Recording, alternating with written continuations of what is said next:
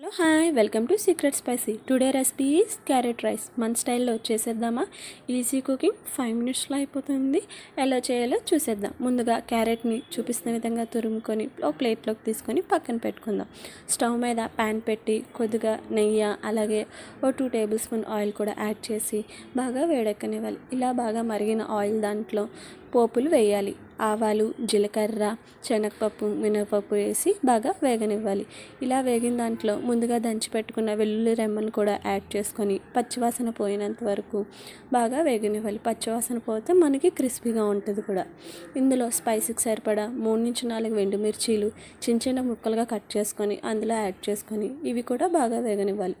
ఇలా వేగిన దాంట్లో ముందుగా మనం తురుము పెట్టుకున్న క్యారెట్ని అలాగే 10-12 జీడిపప్పుని కూడా యాడ్ చేసుకొని పచ్చివాసన పోయినంత వరకు బాగా వేగనివ్వాలి. మీడియం ఫ్లేమ్లోనే వేగనివ్వాలి.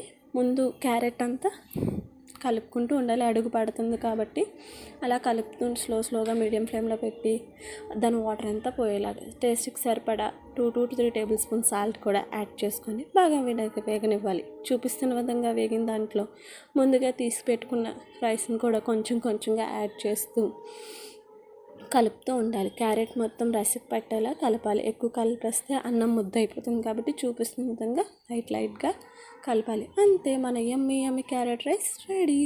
Thank you for watching. Do subscribe.